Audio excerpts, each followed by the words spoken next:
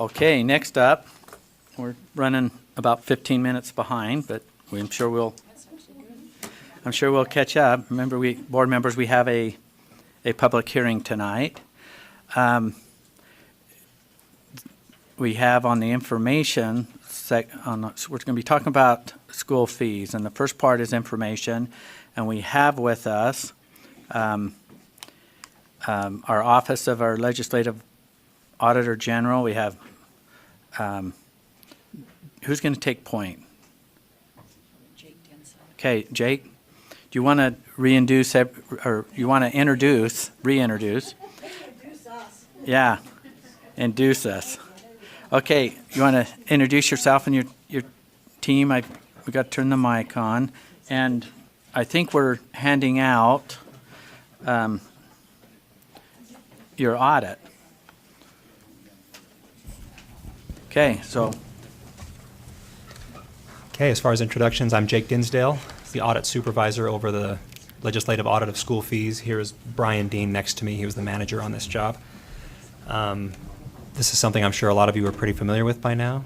A lot of this might be repetition, but I think there's some stuff that bears repeating. This is a pretty weighty issue, and it's been beat to death, I know, but we'll give you some additional information, hopefully, that you can use in your policy making. We first want to acknowledge the great assistance given to us by board members and staff here. Very helpful throughout the course of this audit. Your auditors did a great job on their internal audit earlier this year, and we were able to get some good information and interaction with Kevin and Debbie. First off, we want to acknowledge this presentation is a little dense. We'll go through it as quickly as we can, but before we talk about our findings, it is very helpful to talk about the history of school fees, which is very relevant to a lot of our findings. So, to begin with, in the late 70s, early 80s, schools and districts were charging fees in violation of our Constitution and our laws. And because of that, policymakers got involved, and eventually, this is the yada, yada, yada, cutting out a lot of details, 1986, they amended the Constitution.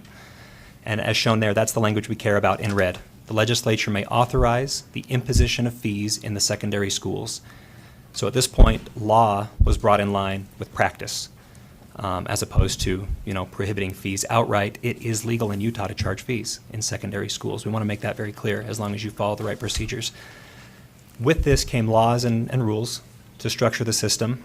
Unfortunately, just a few years later, in the 90s, early 90s, it was found that schools and districts were breaking those new laws in many different ways. Parents and this advocacy group worked for several years to try to get solutions from education leaders. They couldn't. So in 1992, they sued the State Board of Education to try to force their hand and get resolution on the issue.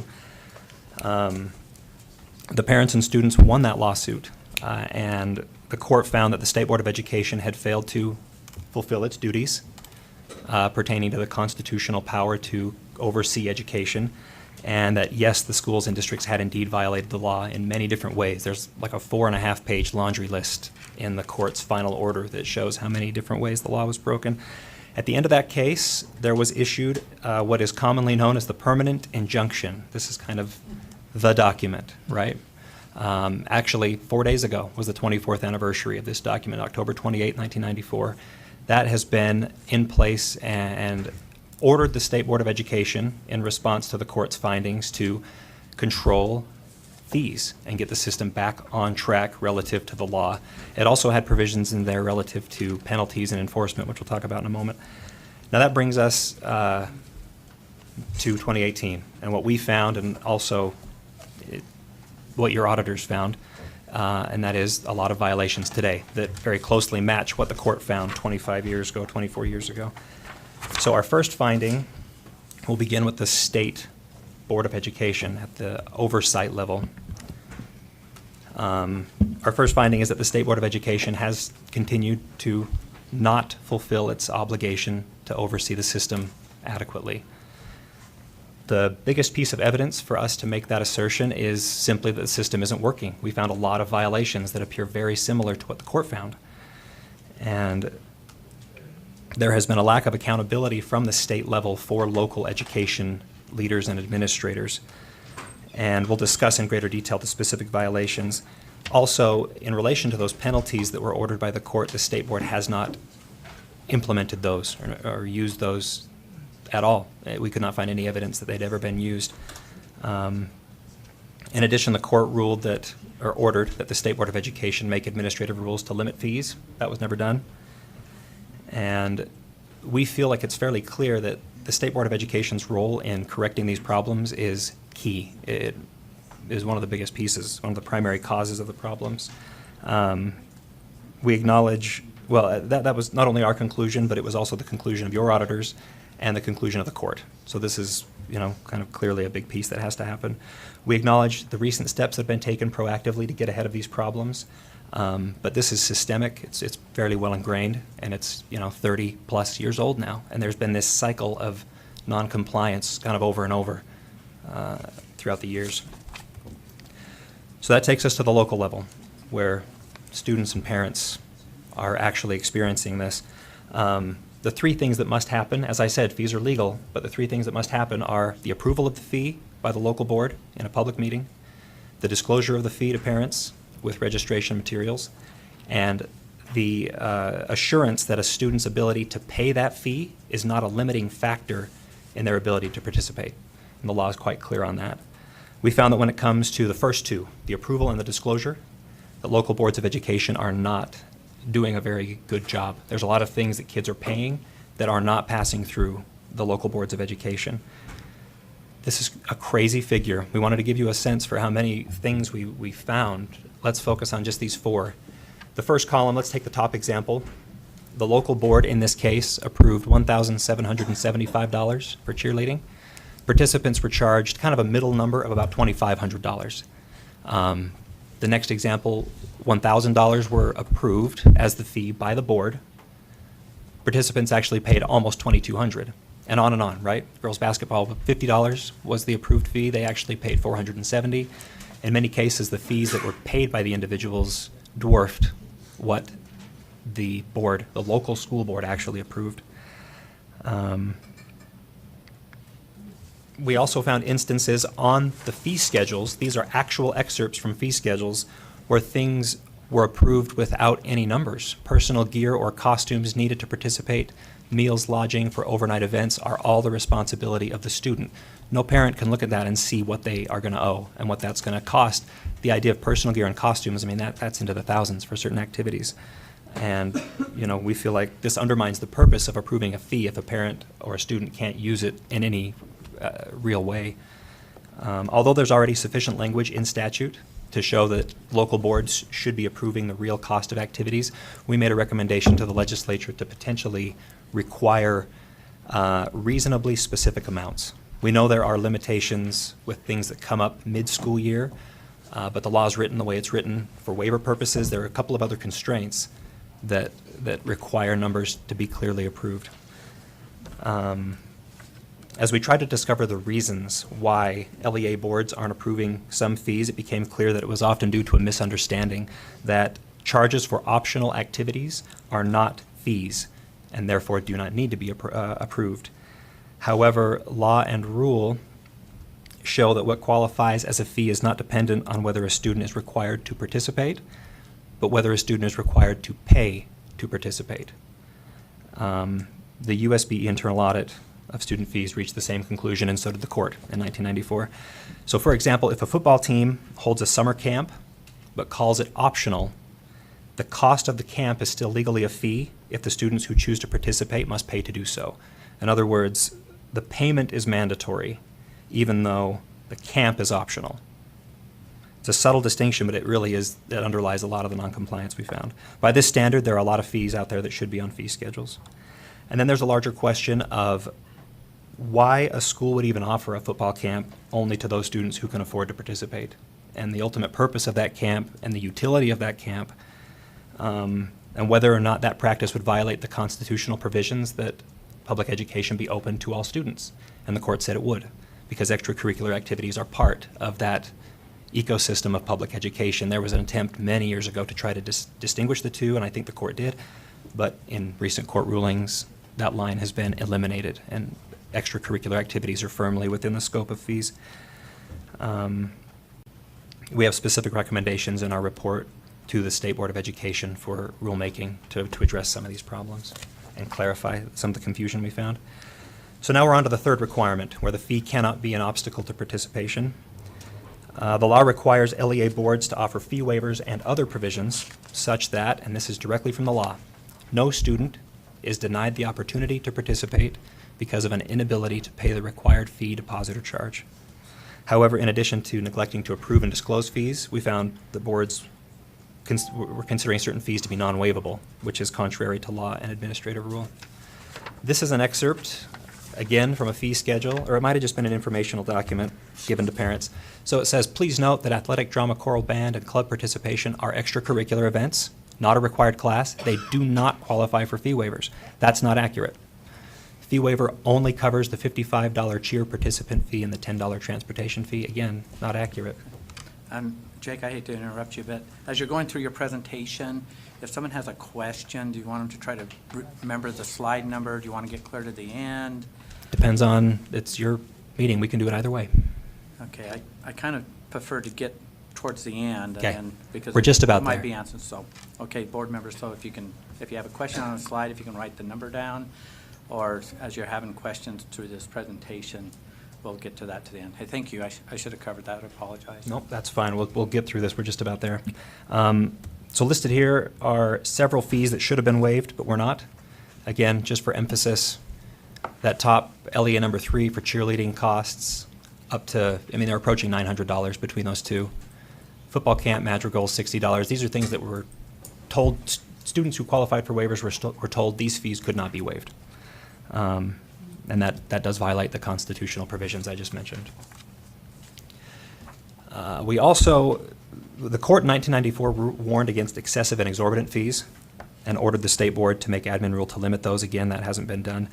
We are concerned that some fees have grown so large, as shown on this slide, that participation for students who do not qualify for waivers is reasonably limited, even people who don't have that legal protection. I think it speaks for itself, right? Ranging from just those 4 examples, $1,400 to $2,800 in fees for specific activities. The word reasonable comes up in admin rule, but it's never defined as to what that means or what a test for reasonable might be. And we recommend the state board make rules to define what reasonable would be. And finally, let's talk about fundraising for a moment. This was slightly, outside the scope. We address it as it pertains to fees, but there's more to talk about that we won't address today. In addition to fees students are paying, they're also being asked to fundraise a lot. As you can see here, it's pretty small. I apologize for that, but the fundraising revenue dwarfs the fee revenue in many of these instances. It's pretty staggering numbers in some cases. It appears that they're raising these amounts to pay for costs that fees won't cover. And it raises questions about how this impacts fees. Specifically, how does fundraising impact what the LEA board approved? So let's imagine the LEA board approved a $400 fee for baseball. I'm just making that up. Is that the absolute cap? One LEA says that it is, that fundraising, out of pocket, and even other internal funds, the cap is $400 per student. Another LEA says that if you want to charge that $400 and then fundraise for anything beyond that amount, that's okay. Those are totally different interpretations of how fundraising should impact what the board has set in stone on the fee schedule. Considering these two different approaches, it seems clear that clarification is needed. The real question is, what is the actual full cost a student must bear to participate, inclusive of all the requirements a coach or an advisor is putting on them? We also found mandatory fundraising. That top example is really the quintessential. If you don't raise this $250, this amount will be added to your total as a fundraising fee. And there are multiple additional examples shown here and in the report. We believe that this practice already meets the definition of a fee because kids are required to produce money to participate. And we recommend, for clarification's sake, that the State Board of Education amend rule to capture this practice specifically when kids are forced to fundraise as a condition of participation. That's our presentation. We're happy to try to answer questions.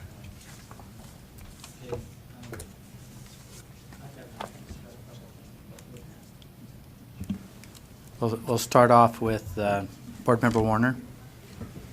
On, I believe it was slide 7 with the inability to pay.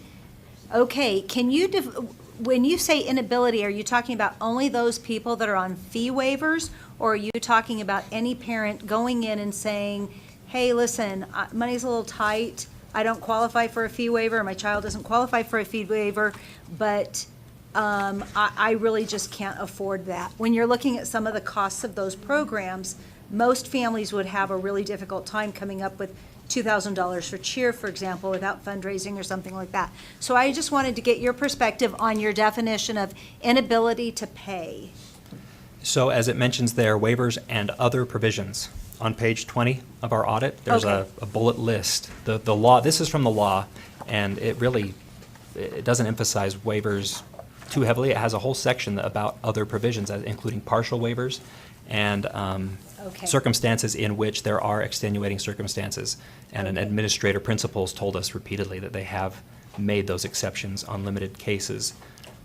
So yeah, it's much more Okay. broad Yeah. than just waivers. Okay, because I see the same that I deal with, which are the qualifying for free lunch, or they're in foster care, or they're on TANF funds, or something like that. But you're saying there may be a little bit more to that? Okay, thanks. Okay.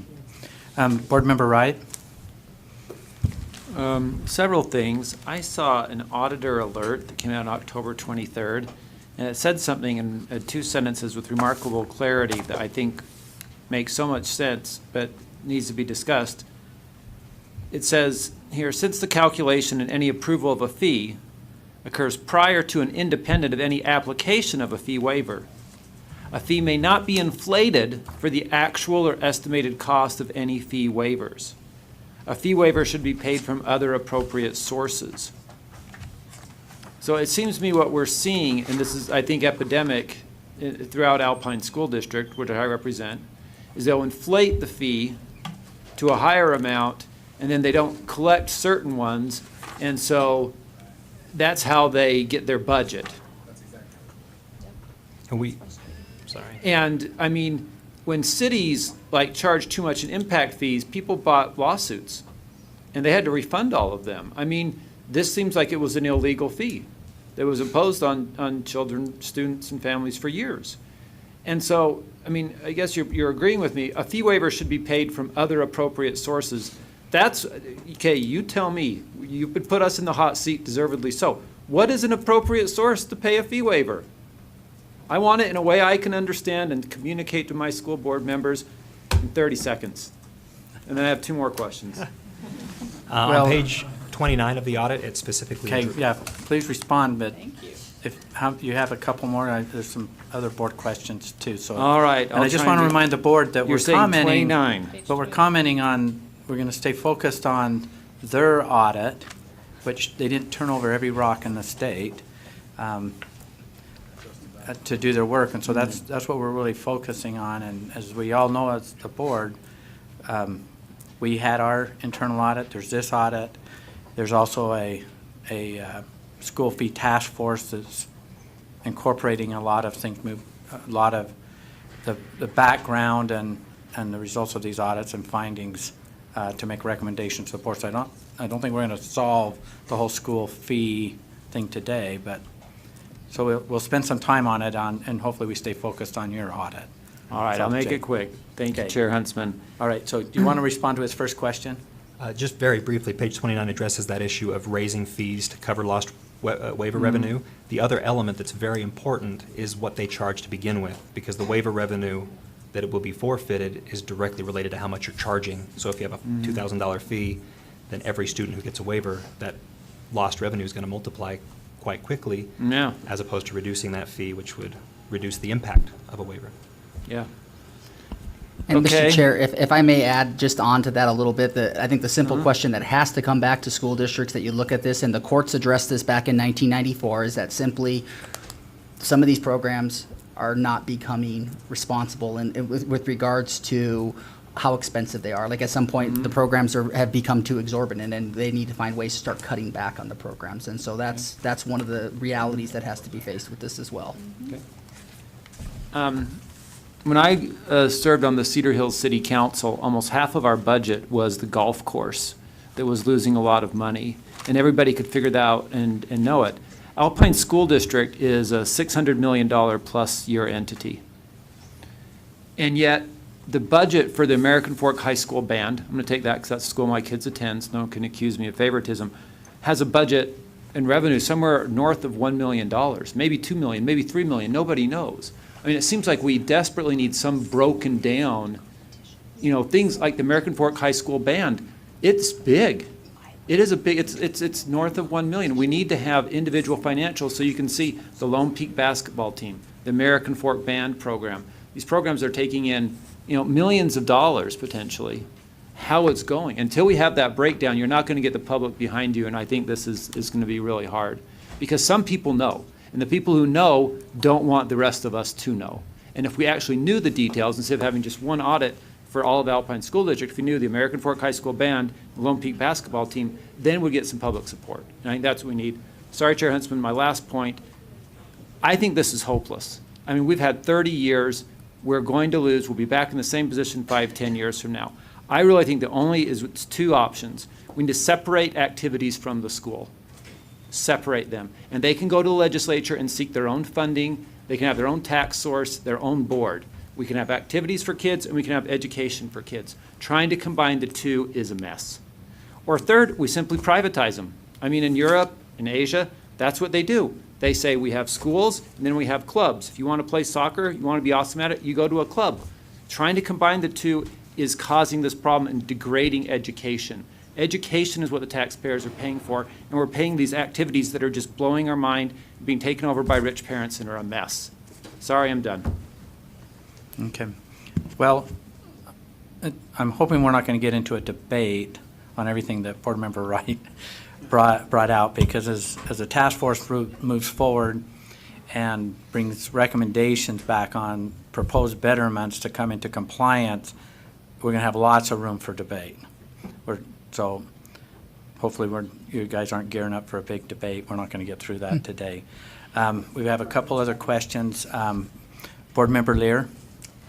I wrote down some comments after you gentlemen were at the legislative education appropriations, and I was just sure that I would get a chance to make those comments there. And then they just sailed right on past without any public comment. So I will, if You've already got it, so I'll go take, ahead. yeah, I'm going to take a few minutes, and a couple of very But few I won't minutes. time you. Thank you, because I think there are a couple of things that are important to state. One of them is, first of all, Joel, what you propose is not consistent with the permanent injunction. That one of the things, that main findings of the permanent injunction, if we consider that sacred, is that the public education experience is a holistic one. That extracurricular activities are central and inherently necessary to the full public education experience, which, again, I happen to believe. I also have to say I'm probably the last man standing in this original, last person standing in this original lawsuit. I'm on the pleadings for this permanent injunction that the state board was involved with a number of other groups, when there were actually really good active advocate groups for children. And it was what we would call, in those days as well as now, a friendly lawsuit. And there was a lot of collaboration in coming to the conclusions that Judge Rokic made. And literally everyone involved except me has passed away.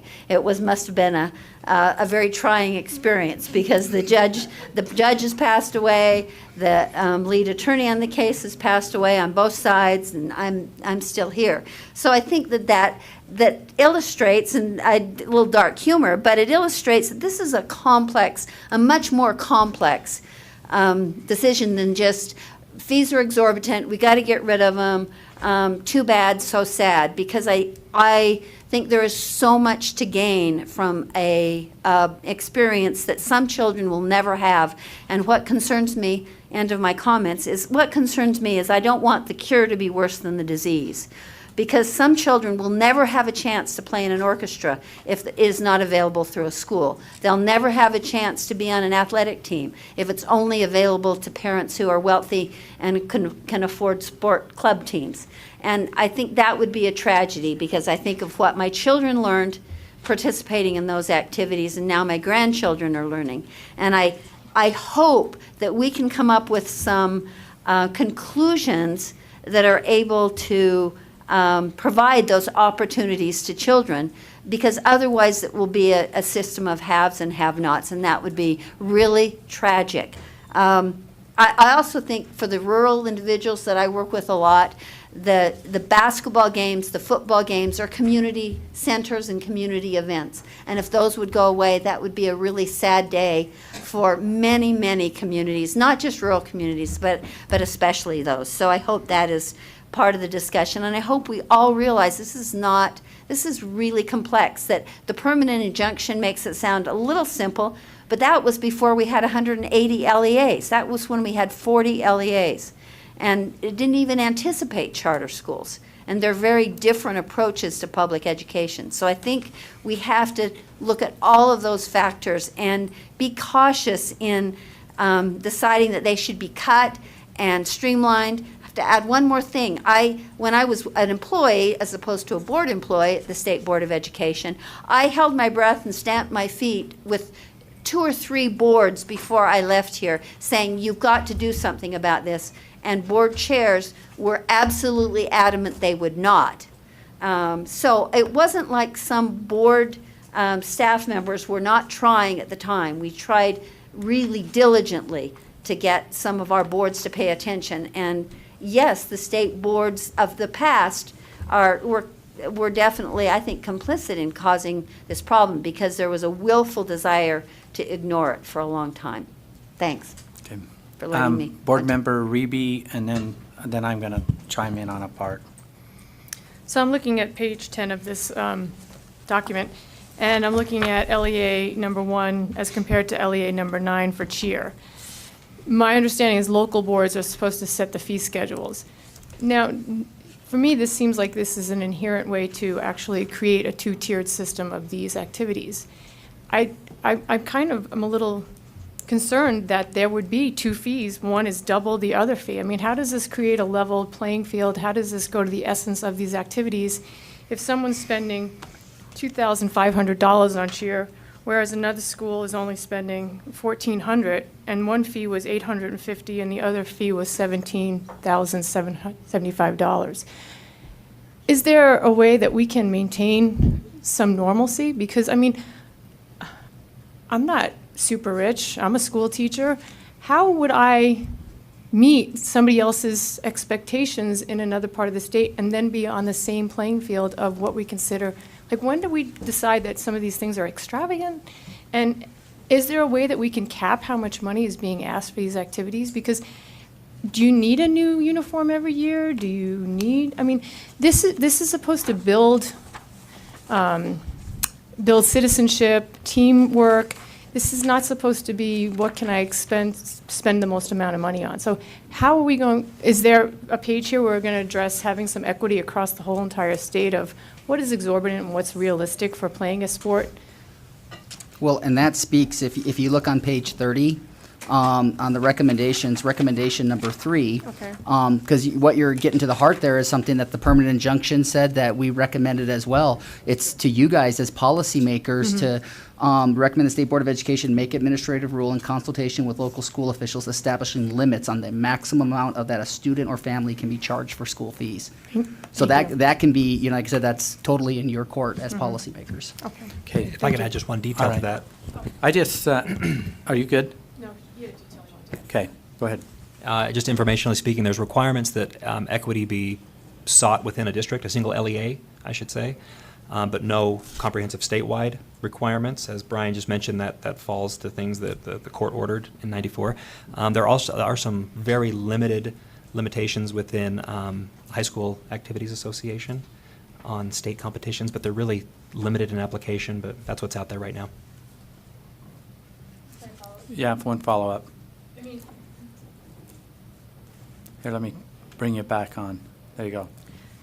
to speak to board member rights, I mean, these things have now been hijacked from being fun and engaging and educational to being the main purpose of our schools. And I don't really think this is where we're supposed to be going. I would like to see that we are taking away all the bells and whistles and just getting to the heart of the sports and the camaraderie and the teamwork. I mean, you have people in your life that have accessorized their life to the max. I don't think this is what our schools should be competing against by having excessive accessories as somebody who can't afford those things. So I'd like to see a cap on it, so that's just not a free range of, you need to fundraise $1 gazillion or else you can't participate, so.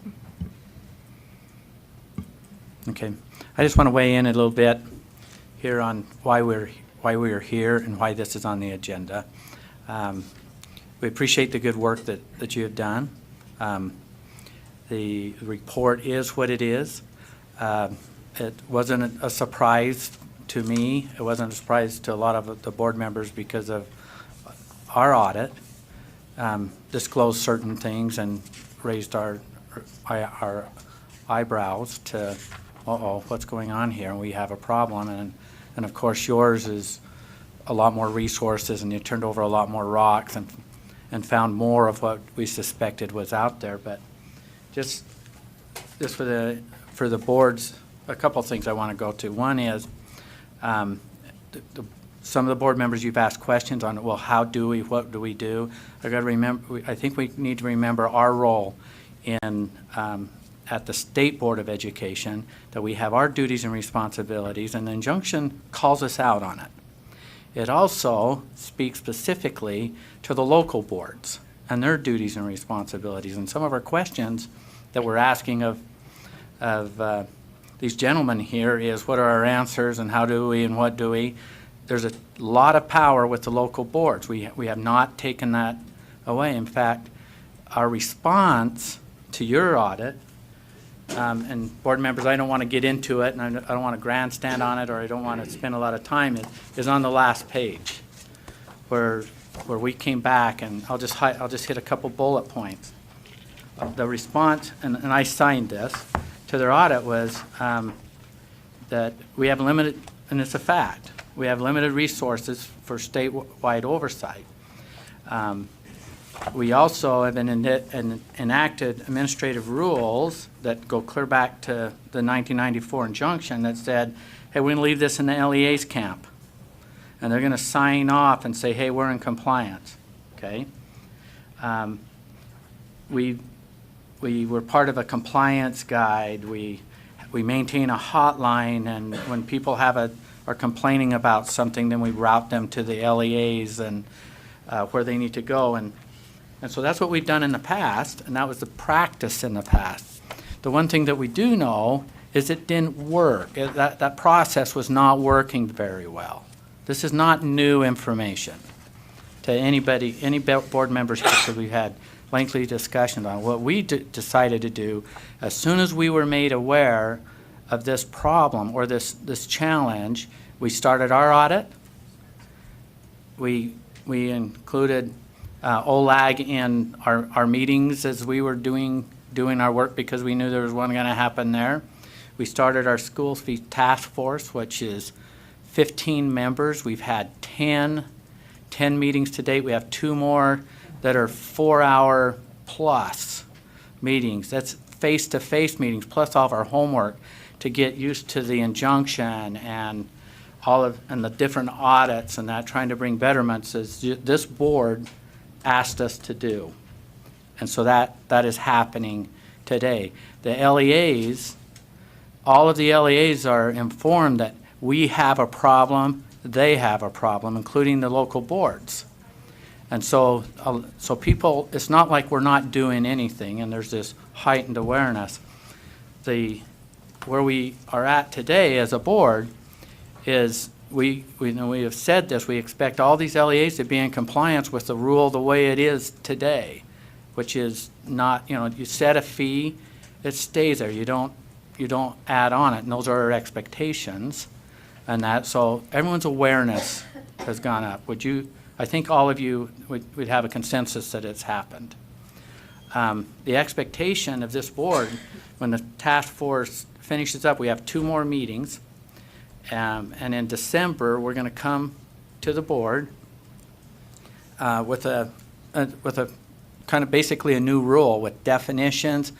Every complaint and concern that we found in our audit, their audit, and also as a committee, as we studied the injunction, studied the statute, and studied our rule, we're trying to bring betterments forward. In this diverse group, we have educators, we have parents, we have board members, we have legislators, we have some legal people, we have the at-risk population represented in us.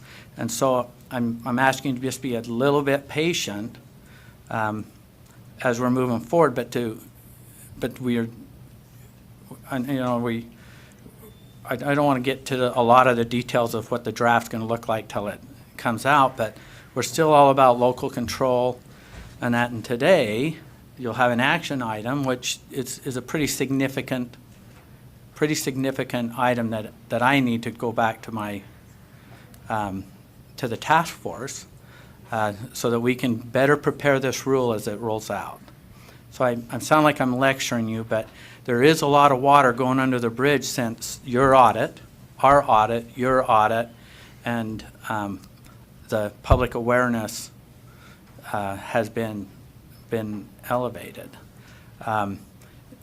Not to mention, I think was it last board meeting or the board before, it seems like the school fee task force has consumed a lot of hours in my brain here, but there was recommendations to already establish FTEs to get ready and gear up for us on to deal with our responsibilities of monitoring, compliance, training, and et cetera. So you already are taking action steps before the task force is even completed to try to get ahead of this. So I want to applaud you, but I also want to remind you of where we've been. So I'm off my soapbox a little bit here, but I want to come back to why you guys, gentlemen, are here. Thank you for this document. We've had quite a few meetings on it, and so I want to go back to the board members. Do you have any questions for our friends here from the state on this audit? Board Member Belknap. I don't really have a question, but I wanted to say, as the Vice Chair of Audit, I've appreciated working with your office and with you, especially Jake, Brian, thank you, that you gave us an opportunity to speak, to talk. You used our audit, and I appreciate the opportunity to do that. A lot of people look at OLEG and go, oh my gosh, here they come. I really appreciated the pieces you brought to us, and I think it will bring, like Chair Huntsman said, a lot of betterments to the task force. I also serve on that task force, and I can see how we're taking these pieces and making them so they'll work for our children. So thank you. Board Member Lear. And one little harangue I forgot, sorry. And it didn't come up, and I was kind of waiting to hear if it would. I have said repeatedly in the task force meetings and here that I favor some discussion and some training before there is draconian penalties. I think for whatever reason we've lost track of what was required by the law, the Constitution, this permanent injunction. And before there are dramatic consequences for LEAs, I think we've got to have some training. And I think everybody has to consider what a big load that is, because again, we don't have 40 LEAs. We have 180. And that's going to be intense and time-consuming and costly. So I really think that's an important focus in changing the landscape of this issue. Okay. Board Member Cannon. I just see here on page 38, there are some recommendations regarding fundraising. Are there any state laws that address already fundraising activities, what's legal, what's not legal, and do those apply to this situation? We just did not find, we had our attorneys do some research on that, and I can't remember the exact section. There is something about fundraising, but it's totally disconnected from public ed. It's very limited. And there's rule, is it R477113 from the state board that has some requirements for public ed fundraising and some of the policies that an LEA must have in place. And there's also a model fundraising policy from the State Board of Education that's floating out there somewhere. It's on the website, I believe, that's got a lot of good elements to it, but it's not binding. It's a model policy. So yeah, we didn't find any statute. Thank you. Okay. Is there any other questions or, I'm just seeing if there's any questions, but I'm Yeah. going to allow you time. Board Member Bolter. Thank you. I didn't become aware of all of this until I had heard that you guys were doing this audit, and I had seen some of the fees that my children participated in, and I thought, boy, this is kind of ridiculous. So I was very supportive of the audit, and I'm very grateful that you did it. And it looks like we do have a problem. And as a state board, I understand what Chair Huntsman is saying, but we do have a responsibility to make sure that the LEAs are in compliance, and that if the LEA says this is the fee, then a school shouldn't be upping it by even $100 or $2 for that fee. And so I don't want to, I'm not going to make any excuses. It's a big problem, and we do need to get it under control. And I don't want to have parents think that, oh, it's not that big of a deal, because it is. And it's ridiculous that they should be paying, a fee is $1,700 and then $2,500. I could never afford that. There's a lot of fees in here that my children would never be able to participate in, and they've not participated in certain things because I'm sorry, we can't afford it. So, So- Board Member Bolter, you made a really good comment about excuses. And I, as your chair, have been making some excuses, is because we've been busy doing other things and other priorities, and there is an awful lot out there with limited resources. But as soon as this became very relevant, it became a priority, and we don't want to be in the business of making excuses moving forward. And I can speak for a lot of board members that are saying the same thing because their awareness, and superintendents and et cetera, as this is moving forward. So I don't think we're going to be in the excuse business anymore. I think we're going to be in the solution business in rolling this out. So.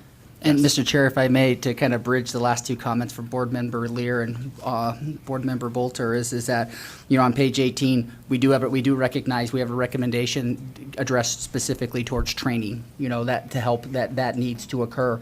But then also the last recommendation in that chapter is that the State Board of Education needs to implement and enforce administrative rule in compliance with court-ordered remedies for penalties regarding noncompliance with school fee laws. We did feel that was important enough because in some cases, this is how you are going to get the compliance. Even if you never use it, the fact that it's out there, that you could use it, is enough to, I know chances of me maybe getting a ticket if I speed down my residential street are pretty low, but the fact that I could get it, I don't do it. And so just the fact that it's out there, so it bridges both of those comments, because we do agree with that as an audit team. Okay. And that actually speaks to that one, again, bridging a couple of comments. The section that informs that recommendation is on the prior two pages, pages 16 and 17, and talks about that penalty that the court required, the withholding of minimum school program funding from non-compliant schools. That's a big elephant in the room. This section also touches on the current status of the permanent injunction today.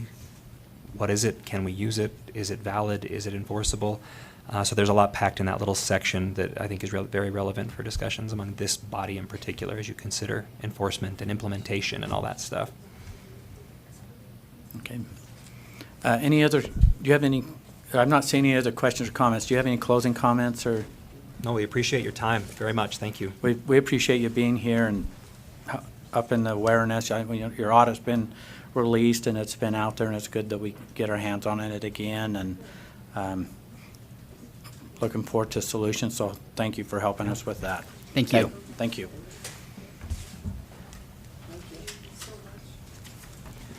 Okay, and you're welcome to hang around while we're dealing with this this next item.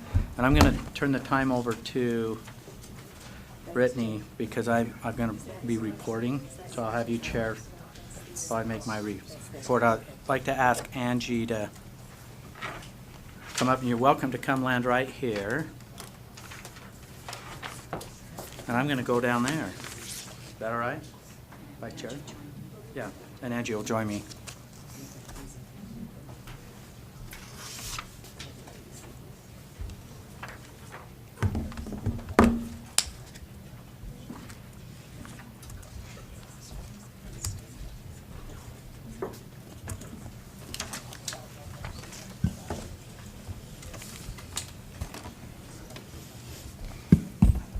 Okay, go ahead. We have before us the school fees task force recommendations. Chair Huntsman, if you want to go. Okay, the view is really nice right here, if you're wondering. And this is a real comfortable seat, by the way. It's a privilege to be before you. I'm representing the school fees task force. I'm the chair of it. And I've stated earlier, things are progressing pretty well considering the magnitude of what's happening here with the school fees task force and the recommendations we're trying to move forward. We've had the 10 meetings. We have 2 more to go. They've been really good meetings. Lots of good dialogue. Just to give you an example, we go in a room, it's like a war room, and we have things on the board, everything of concerns and different things as we're trying to navigate through this. Also, for your awareness, we have a facilitator where I'm not running the discussion. I'm a member like everyone else. I'm still chairing it and assist now and again, and it's helped expedite the dialogue moving forward. As you're aware, the task force has made a previous recommendation on FTEs that came before the board. Today we have a recommendation, and I have Angie here to talk about it. We have within our draft rule that we're preparing, there's a significant portion of the rule, and the injunction talks about it, and that's dealing with corrective action. And before we spend a lot of time writing in detail in a rule, the corrective action plan, the committee has sat down and said, okay, what are we going to do with the non-compliance situation? How do we best respond to a non-compliance issue? And so there's a flow chart, I guess you would call it, pathways. You guys have a handout, and then it's also up on the board of what the task force recommends to the board to approve. Now, this is a draft. This is not rolling out and saying, okay, this is going right into action. If you approve this, it can still change, but we're going to do a lot of work between now and December in detail in the rule, talking about the responses and the communication and timelines and consequences. And so I'm going to turn the time over to Angie, because I think you guys have been tired of listening to me most of the day today, but I'll jump in as this is moving forward. Again, I just want to say this is like a communication flow chart, and we're going to take this and put it all in writing. So if you went to the rule, and as you're reading the rule, you could recreate the simplicity of the chart.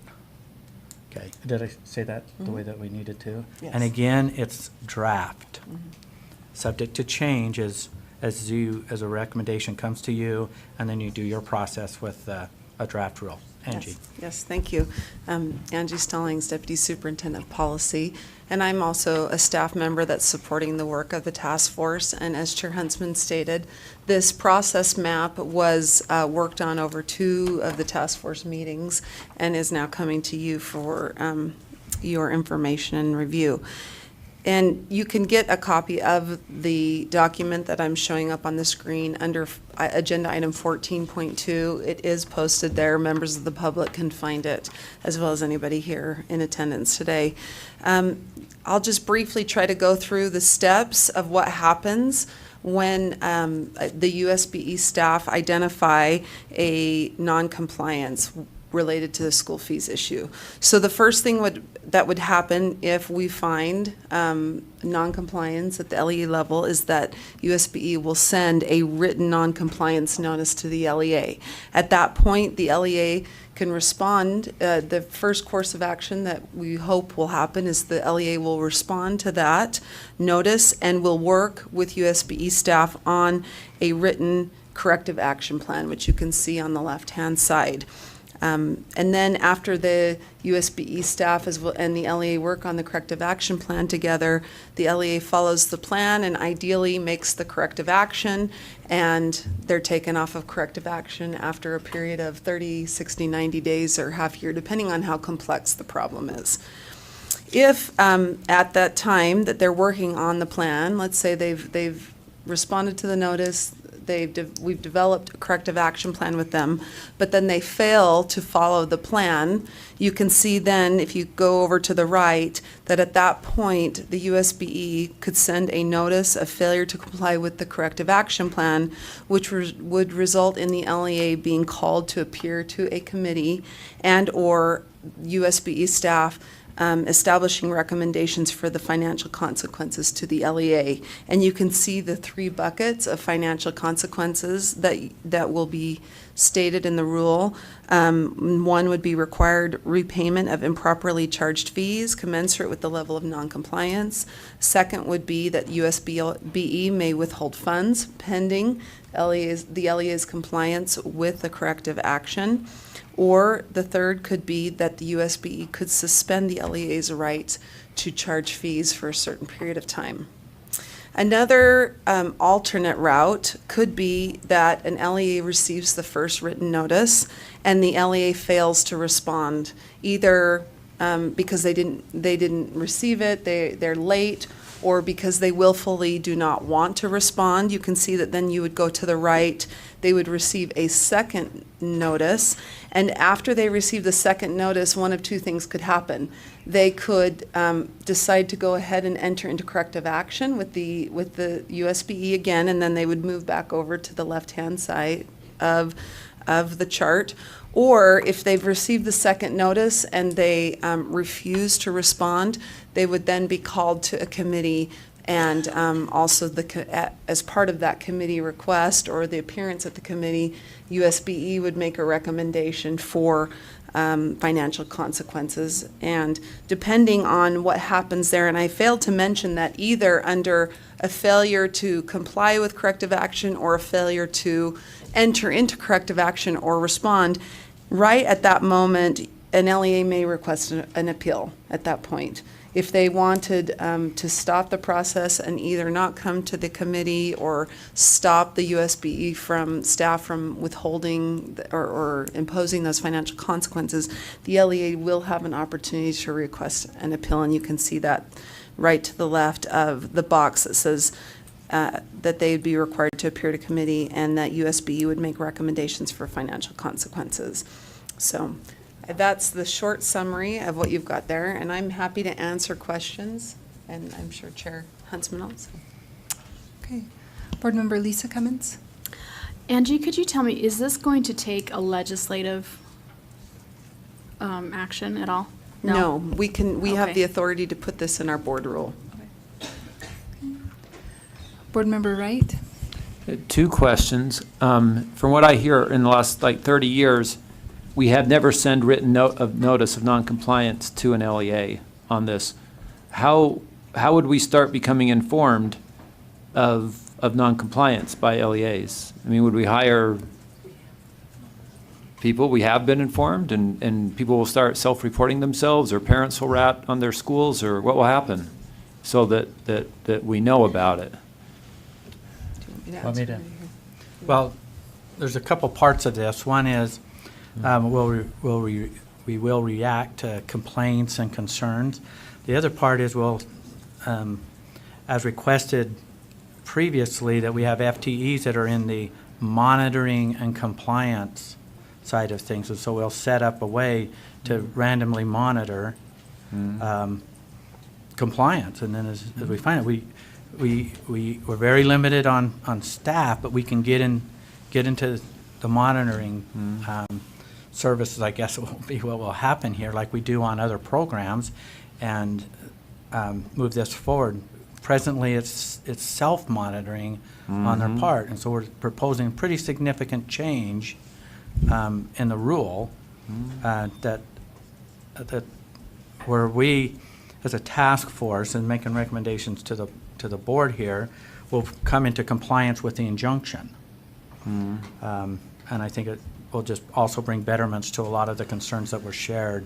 One of the challenges on all of this is the consequences that are on the bottom, which is new TERP, which would be you as a board, before you start, there's training, there's other things that need to take place, but as soon as people are informed and they're making really clear, informed decisions, then I think the consequences most likely should be as outlined. Again, this is strictly draft, and so when this all comes back to you as a board to simplify this process, you will have choices, the board will have choices on exactly what will be in the rule, and then I'm not sure if the board will have other consequences that are not lined out by the task force, but this is the heavy lifting that we have done as a task force, and this is what we've moved forward. That's what we're proposing you accept only today, so that we as a task force can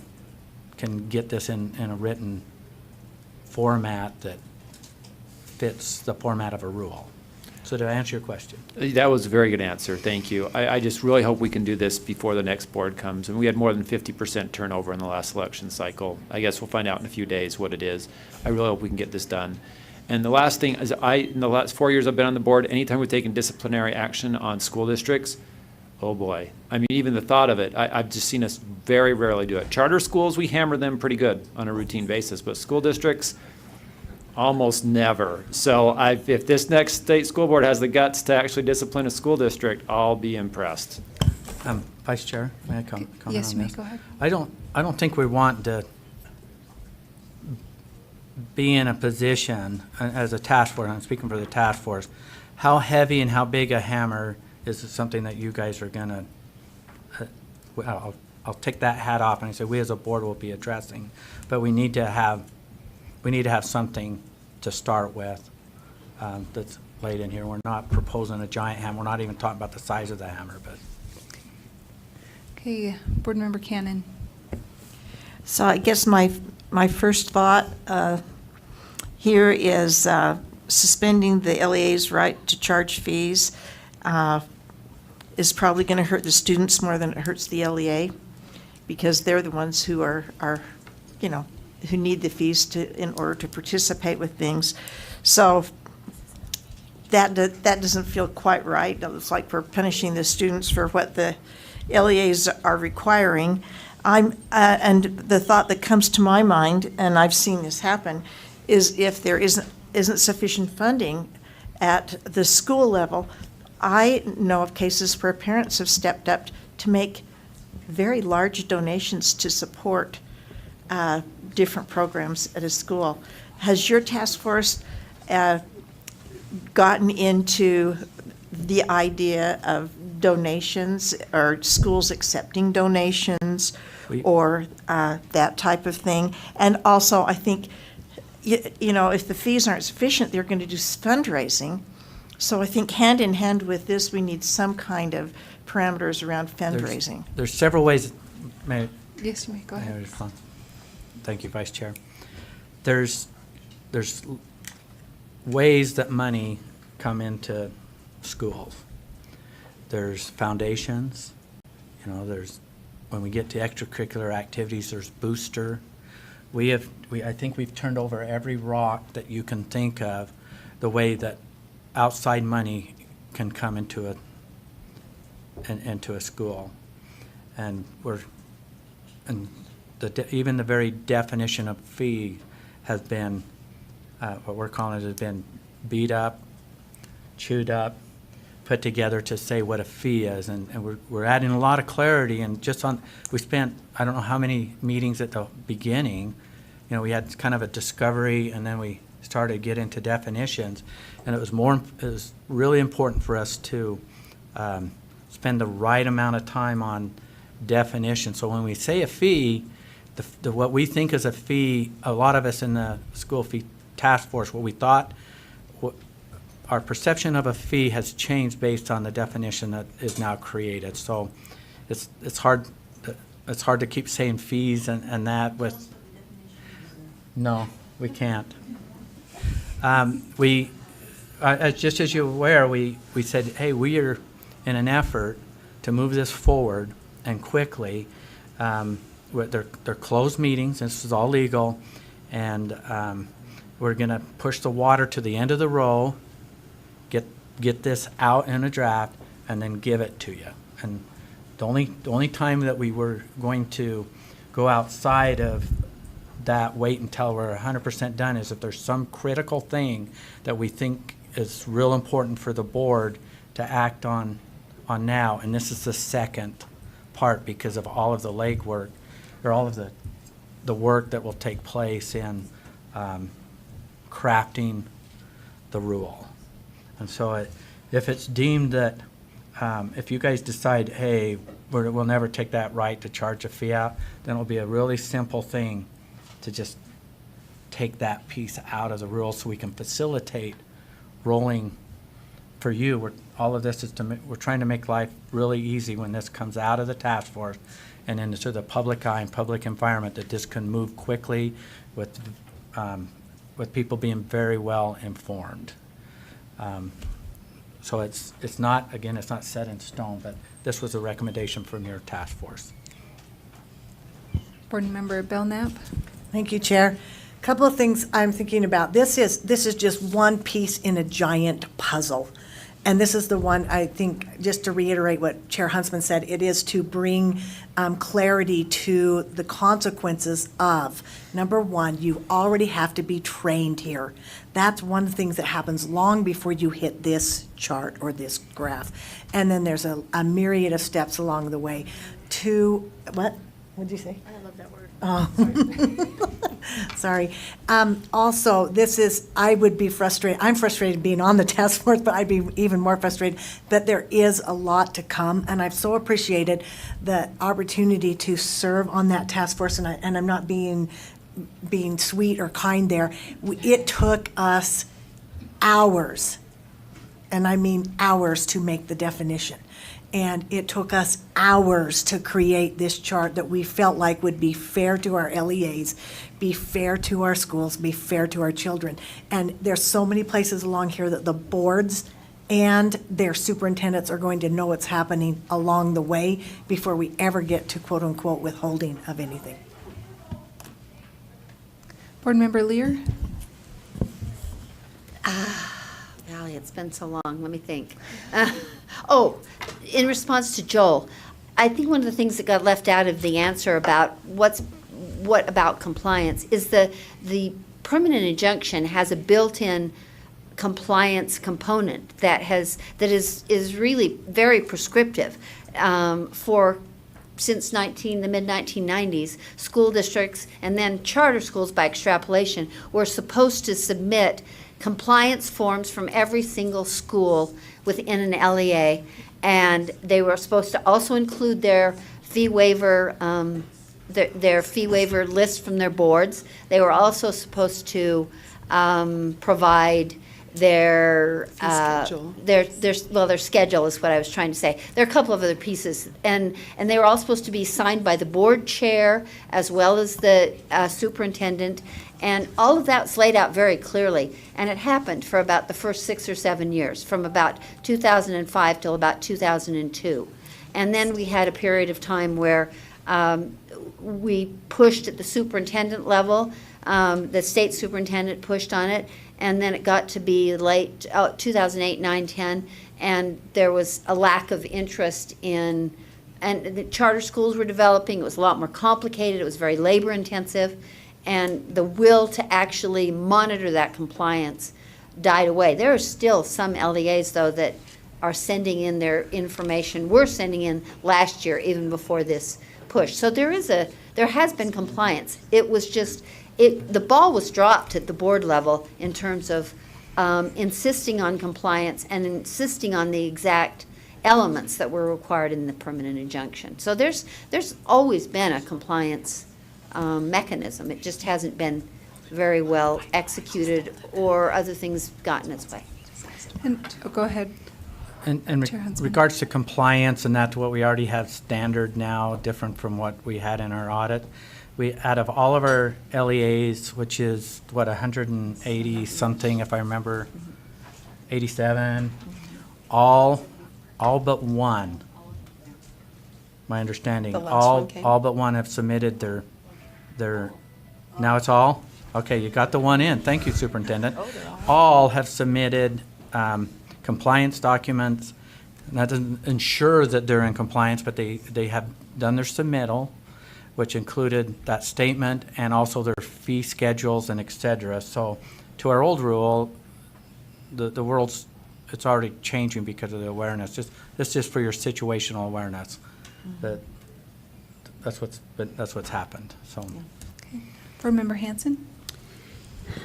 Janet and I are on the same wavelength here because we've seen it, right, Janet? So hopefully, while you guys are working on this, because I'm going to keep asking about donations, because what we're going to have is parents and others come in and try to make up the difference and put in huge donations, and that causes inequity in schools and in school districts and LEAs, and if there isn't any kind of restrictions or rules that have to do with donations, it's going to become its own big problem.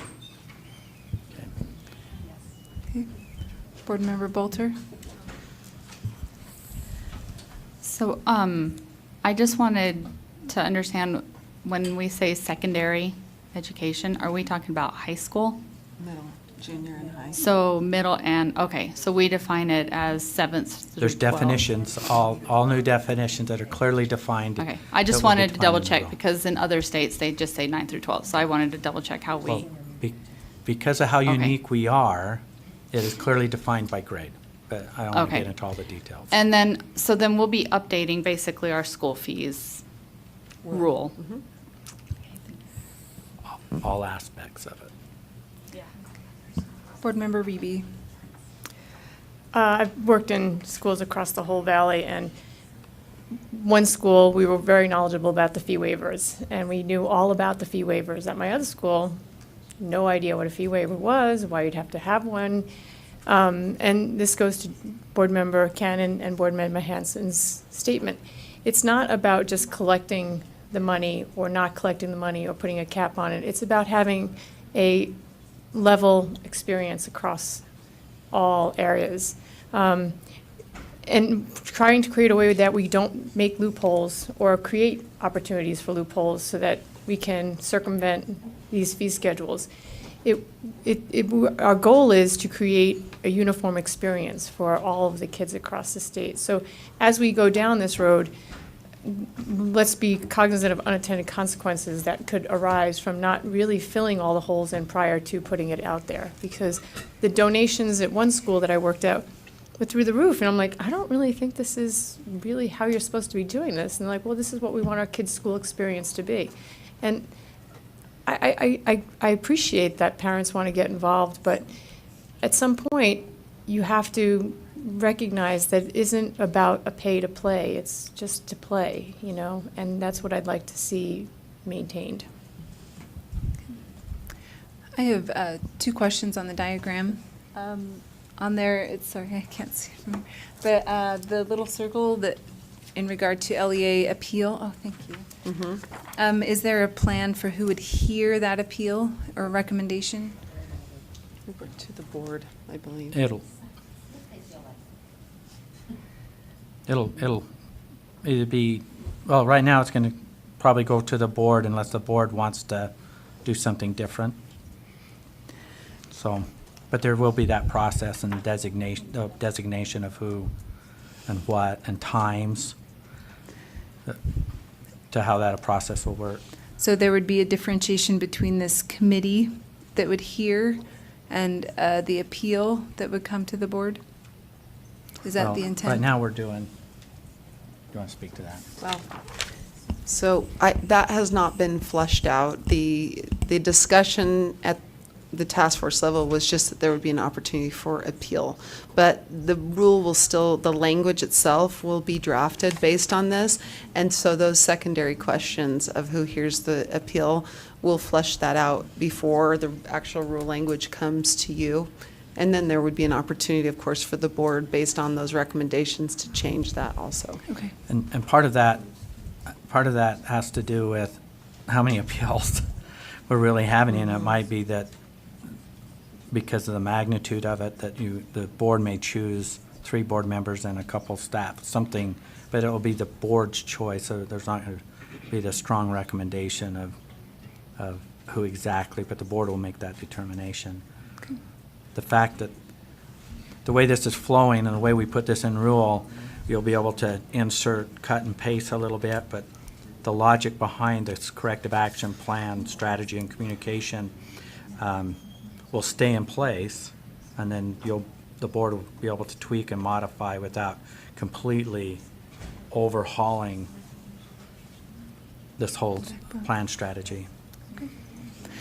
It doesn't appear that there are any other questions. Then we have the option, or we have before us the opportunity to make a motion on this.